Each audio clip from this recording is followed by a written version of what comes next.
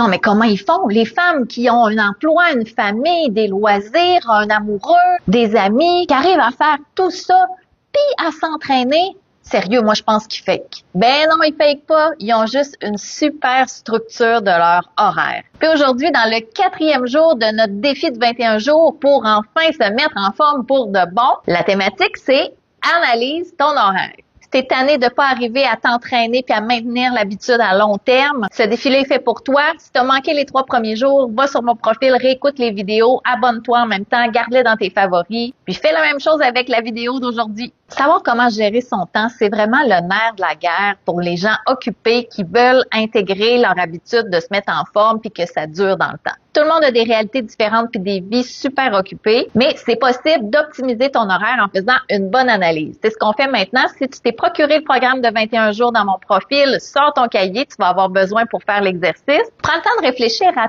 toutes les activités qui composent l'horaire d'une journée typique.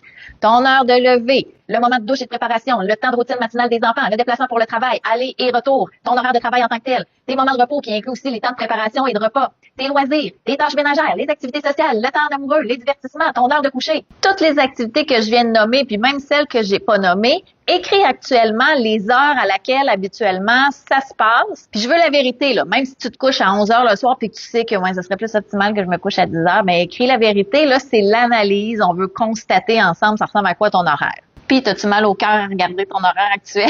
C'est sûr que c'est pas mal rempli, hein? Mais peut-être que ça te fait constater des choses comme le temps que tu passes à écouter la télé, les micro-moments dans ta journée que tu passes à scroller sans intention particulière sur les médias sociaux. Avec ces observations-là, je veux que tu te poses aussi les questions suivantes. Est-ce que pour certaines tâches que tu fais, tu pourrais responsabiliser des membres de ta famille qui pourraient le faire à ta place? Ça te dégagerait peut-être un 15 minutes. Est-ce que tu pourrais aussi réduire ton temps de divertissement d'un autre 15 minutes? Peut-être que tu pourrais regrouper des tâches similaires pour gagner en efficacité. Puis si, mettons, tu mettais ton cadran 10 minutes plus tôt le matin, prends en note les ajustements que tu peux apporter, puis peut-être les personnes qui pourraient en être responsables. Profite donc de l'occasion pour leur en glisser un mot dès maintenant. En rassemblant des 10 minutes, des 15 minutes à gauche, à droite, tu vas te ramasser que tu vas peut-être te dégager 1 heure par jour. Maintenant, c'est le temps de faire ton horaire optimisé. S'il faut prendre des post-it, mets chacune des tâches puis bouge-les dans la semaine ou dans l'horaire. Est-ce que, par exemple, de regrouper la préparation de tes repas le dimanche après-midi plutôt que au fur et à mesure chaque jour de la semaine,